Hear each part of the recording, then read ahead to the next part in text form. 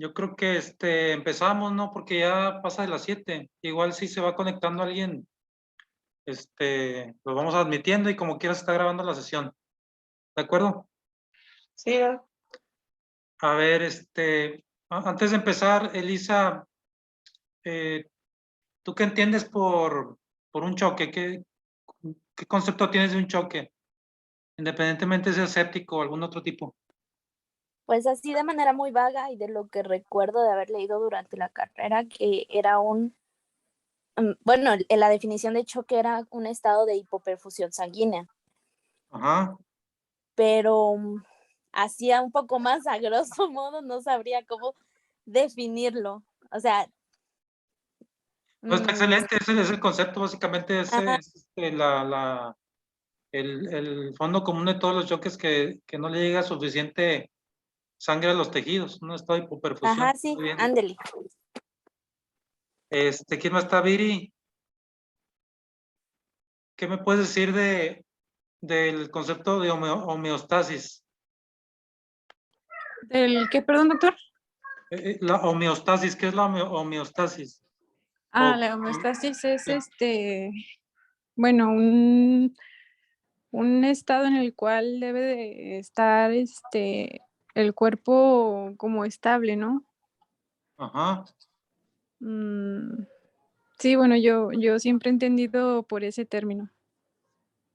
Sí, homeostasis se refiere al mecanismo como más bien enfocado a la célula, a una célula individual, pues a todas las células del cuerpo, pero hablando particularmente de una célula que debe tener las condiciones para mantenerse viva.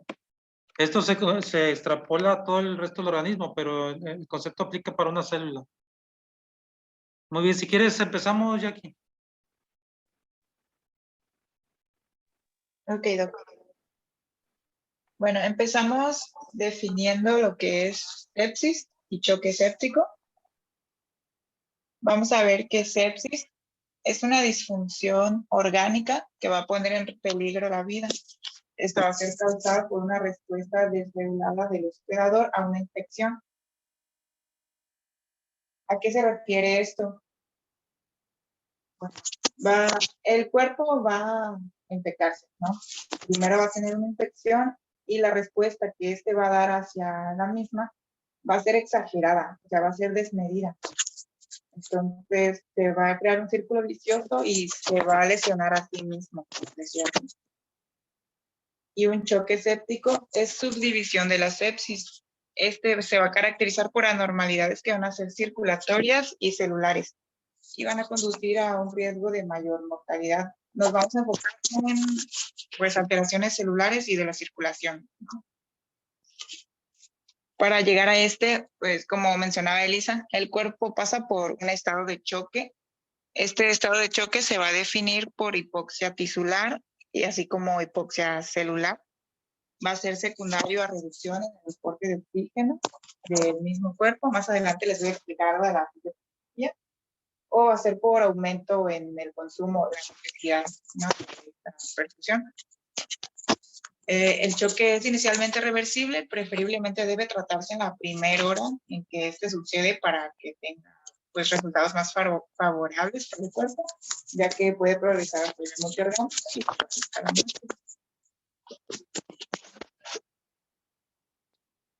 entonces vamos a ver que existen también criterios para definir lo que es sepsis y choque séptico. Primero, para definir sepsis, vamos a utilizar algunos criterios del síndrome de respuesta inflamatoria sistémica. Y en estos vamos a necesitar, ubicar una infección, ya sea probable o confirmada. Probable, pues podemos definirla con pura clínica, o así no le hayamos hecho laboratorios al paciente, pues podemos ver, ¿no?, que presenta ciertos signos y síntomas que nos indican una infección, o confirmada, ya con estudios de gabinete o laboratorio. Y a esta infección le vamos a sumar criterios, es decir, que pueden ser 2 o más de estos criterios y vamos a definir la sepsis como tal. Más adelante les voy a mencionar cada uno de los criterios y cómo vamos a ir sumando el puntaje.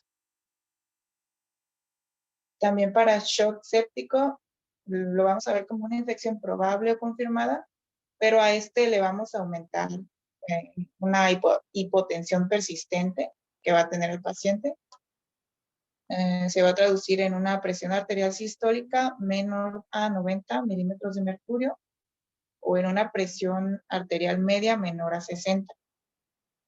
Ya sea cualquiera de estos o que el paciente presente cambios en la presión arterial sistólica mayores a 40 milímetros de mercurio desde el inicio del estudio. ¿Qué quiere decir esto?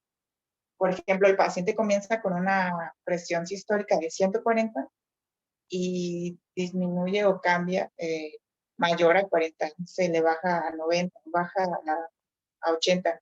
Los cambios son mayores a 40 milímetros de mercurio. Esto también nos puede indicar un shock séptico. Eso en cuanto a los criterios con CIRS, ¿no? Pero se han ido actualizando y se utiliza últimamente el TOFA, que son más específicos para una sepsis. Nos va a decir una infección probable confirmada, como mencioné anteriormente, con 2 en los criterios SOFA. SOFA, bueno, significa insuficiencia orgánica relacionada con sepsis, ¿no? Más adelante también les menciono cada uno de esos criterios. Y para shock séptico va a ser la infección, pero en este caso vamos a necesitar también de un tratamiento con vasopresor para poder mantener una PAM mayor o igual a 75 milímetros de mercurio. ¿Qué quiere decir? Que a pesar de que estamos añadiendo ya el vasopresor, la PAM se mantiene en 65. Es decir, si le quitamos el vasopresor va a ser mucho menor. Y vamos a encontrar también en estudios de laboratorio un lactato sérico mayor a 2 milimoles en el cuerpo humano, a pesar de que tengamos al paciente con una reanimación.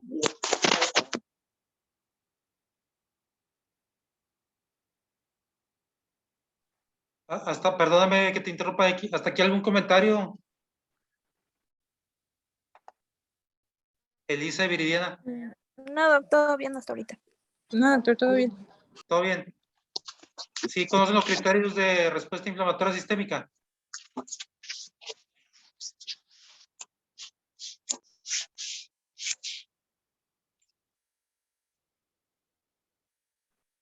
¿Me han escuchado hablar de ellos? Sí, sí, doctor. Si quieres continuar, y aquí, por favor. Bueno, entonces, centrándonos ya en la definición de shock séptico, va a ser un paciente que presente sepsis. Ya vimos que es la sepsis, es la respuesta exagerada de una infección. Y que también presente un estado de hipotensión que va a ser persistente, a pesar de que le administremos un vasopresor, manteniendo una PAM mayor a 65 milímetros. O sea, para intentar mantener la PAM mayor a 65.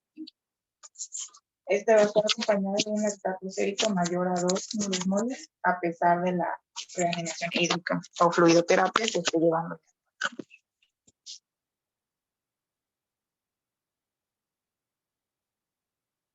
En cuanto a fisiología, vamos a ver que las infecciones más comunes que pues lleven a una sepsis, entre ellas se van a encontrar neumonías, infecciones abdominales y las infecciones genitourinarias. Entre estas tres, las neumonías van a ser las más frecuentes.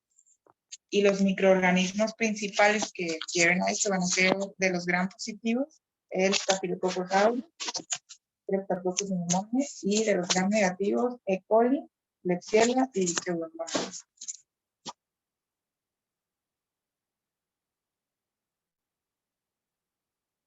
Bueno, ¿de qué depende que la respuesta a la infección sea desmedida y nos lleve a una sepsis? Va a depender del patógeno y del hospedador o del cuerpo humano.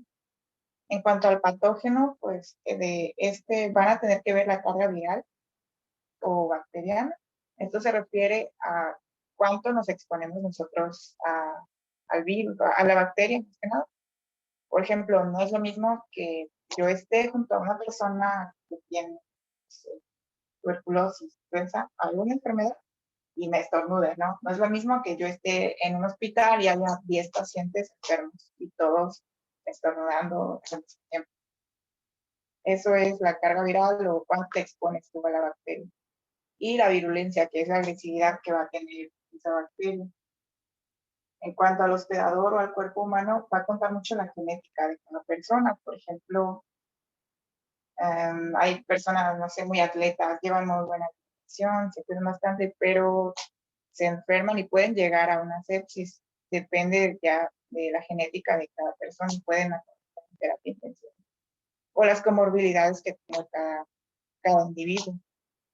Por ejemplo, los más susceptibles van a ser personas mayores de 75 años, personas inmunosuprimidas con tratamientos para cáncer, corticoides muy continuos.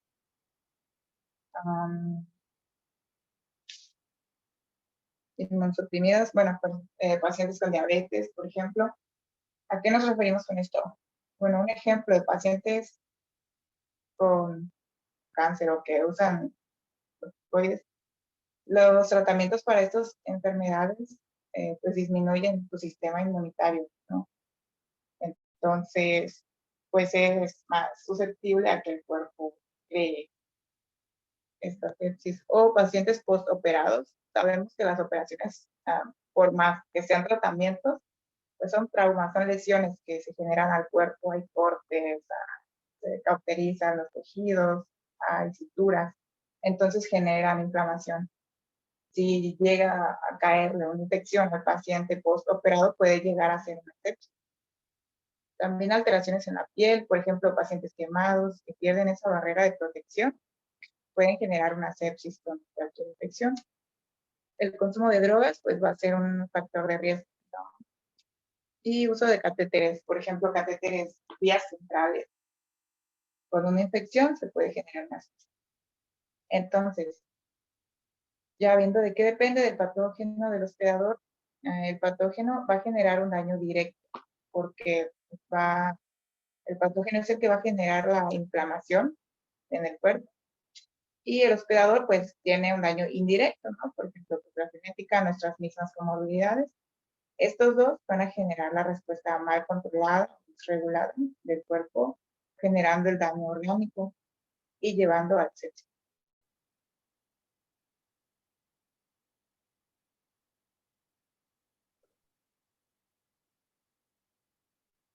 Bueno, en cuanto a esta imagen, pues es sobre la fisiopatología. Voy a explicar un poco de cómo se da la sepsis. La imagen del cuadrito verde que ven abajo en el inferior izquierdo. Bueno, cuando ingresa, digamos, la bacteria al cuerpo, la bacteria tiene en su conformación patrones, ¿no? Patrones o asociados a patógenos, en especial los lipopolisacáridos que vienen de su membrana. Al ingresar estos, las células inmunitarias de nuestro cuerpo los reconocen, ya que tienen receptores de reconocimiento, valga la redundancia, a estos patrones de las bacterias. Entonces, al unirse, pues estas células inmunitarias generan mediadores inflamatorios. Los mediadores inflamatorios van a activar el resto de los linfocitos, ¿no? Todos los linfocitos que están ahí alrededor, pues, se activan todos, generan citocinas. Estas citocinas van a ser las principales para generar la inflamación del cuerpo humano con la circulación, simulando el rectángulo rojo como un vaso. Bueno, entonces, esta inflamación va a generar daño en el mismo vaso o en el mismo cuerpo. Estos patrones asociados a daño que están abajo del recuadro de inflamación, pues también son reconocidos por los receptores de las células inmunitarias. Entonces se forma un círculo vicioso, como pueden observar ahí en esta imagen, regresa, ¿no? Vuelve, inicia todo. Comienza con la infección, se activan los linfocitos, generan la inflamación. Esta inflamación genera el mismo daño en el cuerpo de nuevo y pues estos daños son de nuevo reconocidos. Es el círculo vicioso y se va, pues lleva a la respuesta desregulada o exagerada del mismo cuerpo. Comienza a lesionarse a sí mismo. Entonces, con estos daños van a generar disfunción endotelial en los vasos sanguíneos, que es, el endotelio es el recubrimiento de los vasos sanguíneos en su interior Entonces, perdemos esa barrera de filtrado, ¿no? De lo que sale de la circulación hacia un tercer espacio. Esto lo conocemos como extravasación. Si observan la flecha que va hacia arriba, hacia afuera, digamos, de la imagen del vaso sanguíneo, entonces simulando que ese espacio blanco entre el vaso y el recuadrito, la figura azul, es el tercer espacio, pues imaginemos que ahí se va acumulando líquido, ¿no? El plasma. Entonces va aumentando el espacio entre la célula y el vaso sanguíneo, disminuyendo pues la oxigenación y el intercambio de oxígeno. Aumenta la distancia de difusión en el mar. Y si nos vamos un poco hacia lo que es la respiración celular, pues recordando, la respiración celular se lleva a cabo en la mitocondria. La aeróbica, que es la preferible, ¿no? Bueno, al haber entonces disminución de la oxigenación por el edema tisular, la célula no recibe el oxígeno necesario. Por lo tanto, comienza con una respiración anaeróbica y esta se lleva a cabo en el citoplasma. ¿Qué sucede en la disfunción mitocondrial? Vamos a ver aumento de la actividad de la cadena de transportes de electrones, va a haber disminución de ATP y va a haber aumento de lactato y de hidrógenos, ¿no? Hablando de lactato, se recuerdan, se los mencioné en uno de los criterios para llevar a choque séptico, aumenta mayor a 2 micromoles por litro. Pero, ¿cómo se genera este lactato? Bueno, la respiración anaeróbica, uno de sus desechos va a ser el ácido láctico, se va a formar lactato. Entonces, este edema tisular nos va a llevar a la respiración anaeróbica y la respiración anaeróbica va a acumular lactato sérico. Por eso es que aumenta a mayor a 2 micromoles en sangre. Está excelente, y aquí, discúlpame que te interrumpa un momentito. A ver, por ejemplo, Elisa, esta diapositiva que presentó tu compañera en la parte de arriba a la izquierda dice glucosa, ácido pirúvico, y del lado izquierdo dice respiración aeróbica y del lado derecho anaeróbica. Así lo ves, ¿verdad? Sí, doctor. Ahí donde dice respiración aeróbica, en la mitocondria, te fijas del lado derecho dice ácido láctico, es el producto final de la respiración anaeróbica, o es el producto de desecho. Y en la respiración aeróbica, ¿cuál sería? De la aeróbica, producto final Sí, de la respiración aeróbica. sí.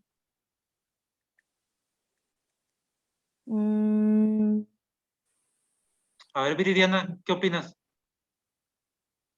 El desecho de la... Dice Pues, glucosa, ácido pirúvico, respiración aeróbica en la mitocondria. ay, Bueno, pues no, la respiración aeróbica sería lo de la glucólisis, ¿no? Y que el producto final termina siendo hidratos de carbono y agua, y, si no Ah, y el ATP, ¿no? la sí, el ATP, sí. hidratos de carbono, dióxido de carbono. Ay, ya mis cebolas.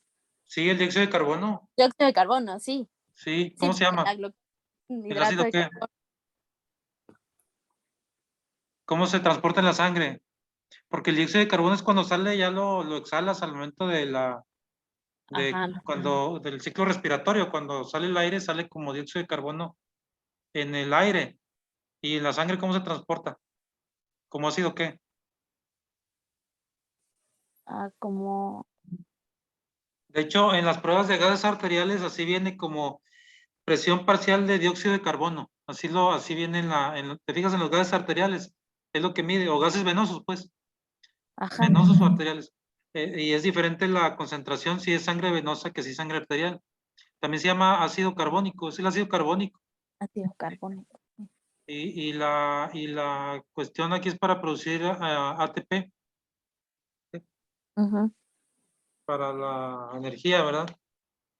Sí, Cuando sí. la célula no puede respirar o que no le llega oxígeno, como no está por perfusión, como mencionaron, paciente que está en choque, pues la célula empieza a respirar, se va por la vía anaerobia y produce lactato. ¿Y qué pasa con el lactato? ¿Cuál es la diferencia? Como quiera está respirando. ¿Qué pasa con uno y qué pasa con otro? Pues no se produce la acidosis metabólica. Ajá. Muy bien. Muy bien, Jackie, si quieres, continuamos. Ok. Sí, pues eso sería a grandes rasgos la disminución de la perfusión. Entonces, pues se va la célula por la vía de respiración anaeróbica y esto la lleva a acumular el lactato. Como dice Viri, nos lleva a una acidosis metabólica al mismo tiempo. También va a haber disminución de proteína C y fibrinólisis. Pues esto es factor de riesgo para que se genere una trombosis diseminada, ¿no? Sí, pues fisiopatología, grandes rasgos, sería.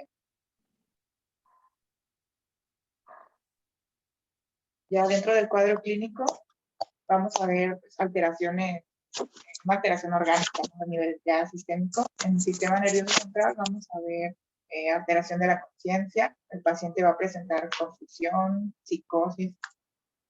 En la respiración vamos a encontrar taquipnea.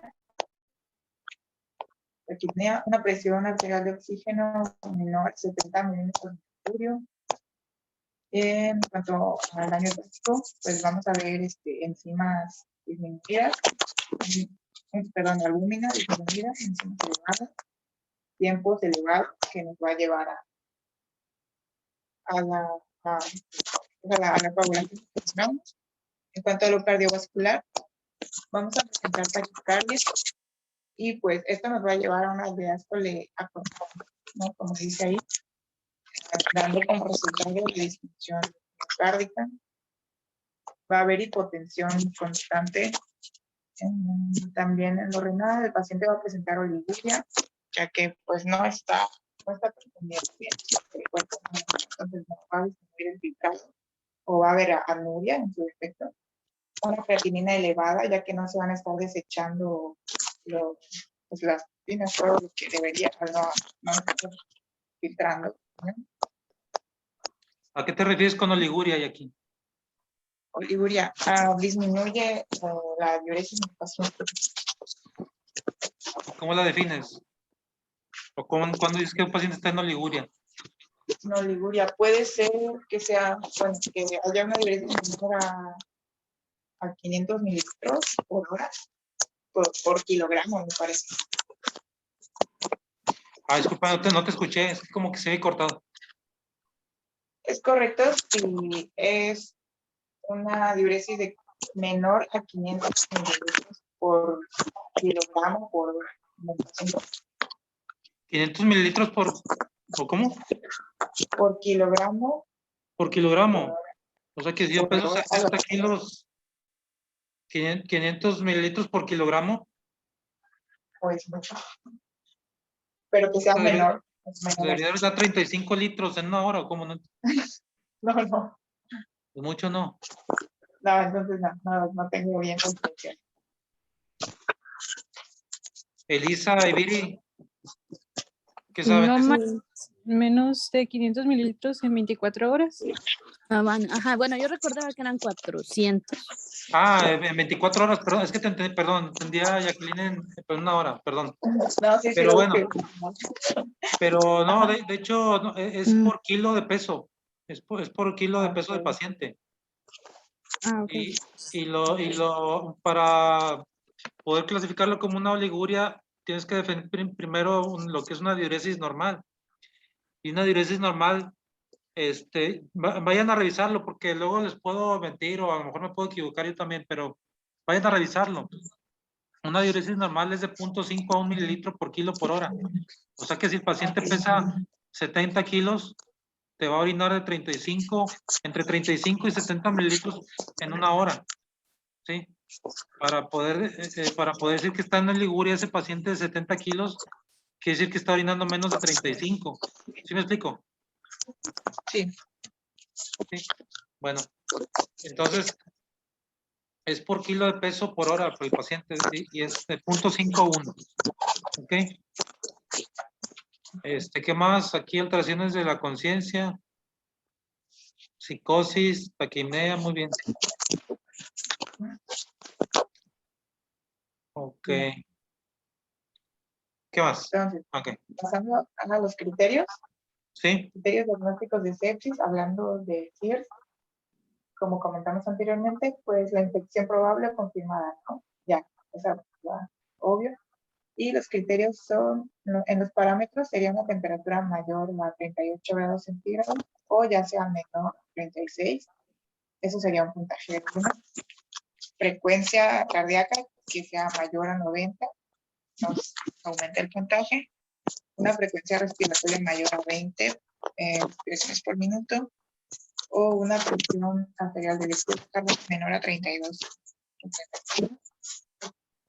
También vamos a ver una leucocitos mayor a 12.000 o que los leucocitos en su defecto sobre el central no menor a 12.000 nos aumenta el puntaje también en criterios para ir. Y solo vamos a necesitar 2 criterios para definir la sepsis. Perdón que te interrumpa otra vez aquí.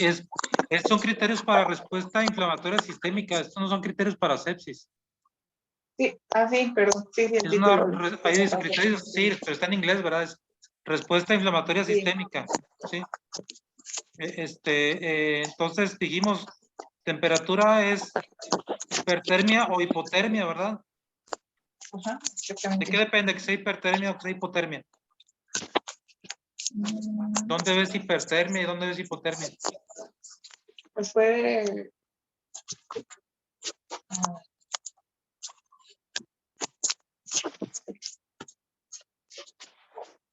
puede estar relacionado con la infección, ¿no? La hipertermia. Sí, mira, la hipotermia la vas a ver en pacientes inmunocomprometidos o bien en los extremos de la vida, por ejemplo, en los bebés, niños muy chiquitos o en ancianitos, ¿sí?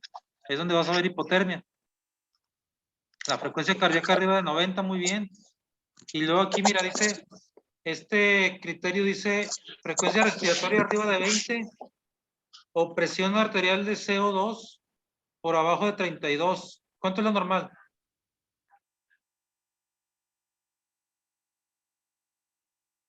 ¿O por qué está abajo de 32? ¿Cuál es la explicación, Jackie? La normal me parece que es de 38 a 42, ¿no? Ajá, ¿y por qué estaría abajo de 32? Es un criterio para respuesta inflamatoria. ¿Por qué estaría baja la presión arterial de CO2? Bueno, porque el paciente puede presentar aquí. Taquipnea. Perdón, me confundí. Bueno, o sea, por lo mismo que aumenta su frecuencia respiratoria, la presión de dióxido de carbono pues va a disminuir, ¿no? Sí, porque empieza a eliminar, ¿verdad? Ajá, está barriendo con la respiración. Empieza a barrer el CO2, exactamente, muy bien. ¿Y qué tiene que ver eso con el paciente? ¿O por qué barrería CO2? Pues está en una... Se encuentra en una... Está tratando de compensar, ¿no? O sea, cuando entra el cuerpo en un estado de acidosis metabólica, el cuerpo trata de... Sí, ¿no? Sí, exacto. Empieza a acumular ácido láctico en la sangre. Empieza con una acidosis metabólica. Entonces, para compensarlo, empieza a barrer CO2. Empieza a ser... Así es. Bueno, ¿y los leucocitos ahí qué onda? Leucocitosis y leucopenia. Ahí dice leucocitosis 2 veces, ¿va? Es leucopenia. Sí. O sea, abajo de 4,000 o arriba de 12,000.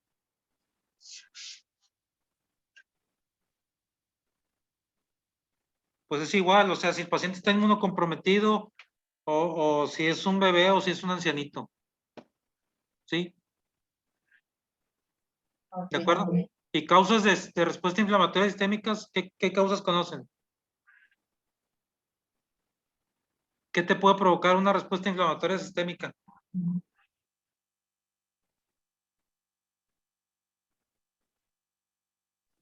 Puede ser por ejemplo, un paciente diabético. que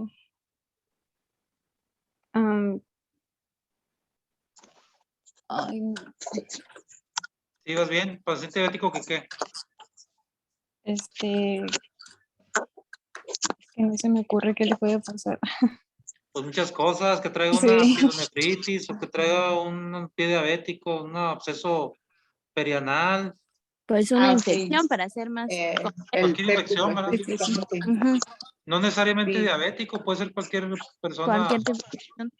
Por ejemplo, un niño de 8 años con una faringomigdalitis, por ejemplo, llegan con fiebre, ¿no? Fiebre, taquicardia, una apendicitis, ¿qué más?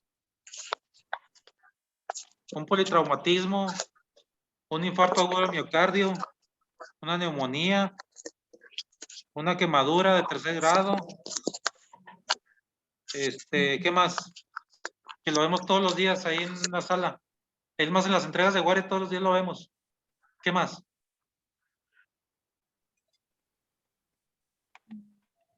Todos los días lo vemos.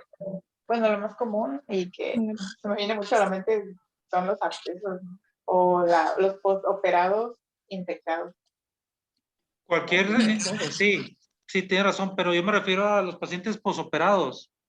Paciente que operamos una cirugía, independientemente de por qué lo operaste, sea una cirugía electiva de una hernia, una colecistectomía electiva o una cirugía de urgencia por una apendicitis, etcétera. Una cirugía es causa de respuesta inflamatoria sistémica por sí sola, ¿sí? ¿Sabes qué? Mira, me está marcando que a lo mejor ya se va a acabar la sesión. Si se termina, vamos a hacer otra porque todavía le falta la clase, ¿sí? Si se cierra la pantalla, les comparto otro link. Muy bien, ¿qué más, Jackie? ¿Qué sigue? De ahí los criterios SOFA, que son los que se ocupan más actualmente. Estos criterios SOFA. Los criterios SOFA están muy bien porque es una escala muy buena, pero no trae los de Quick SOFA. Ah, sí, son Sí, porque estos de Quick SOFA los puedes usar ahí en la cama del paciente, así rápido. El paciente está taquicárdico y está taquineico. Y esto lo puedes checar ahí rápido en la cama del paciente para poder predecir que tu paciente está entrando en sepsis. ¿Verdad? Sí, o por ejemplo nosotros que vamos a servicio, pues nos funciona más si no tenemos un laboratorio a la mano.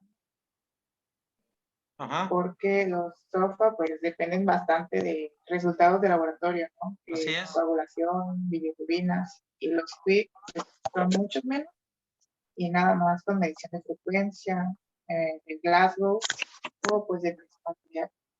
Podemos ya ir definiendo si el paciente está encaminando hacia sepsis y derivado, ¿no? Ahí lo más sofisticado que usas es un manómetro. Digo, sí, un manómetro, ¿verdad? Sí. Ok. Sí, Pues tiene un paciente con respuesta inflamatoria sistémica y que aparte está con alteración mental, hipotenso. Puedes poder predecir que tu paciente va a entrar en estado de sepsis. Y si te descuidas, hasta se puede chocar, ¿verdad? Sí. Muy bien, ¿qué más? Bueno, de aquí pues ya comenzaríamos con el abordaje y tratamiento. Uno de ellos sería la oxigenoterapia, tratar de mantener la saturación del paciente arriba o igual a 92%. Si quieres aquí, vamos aquí a terminar porque falta un minuto. Y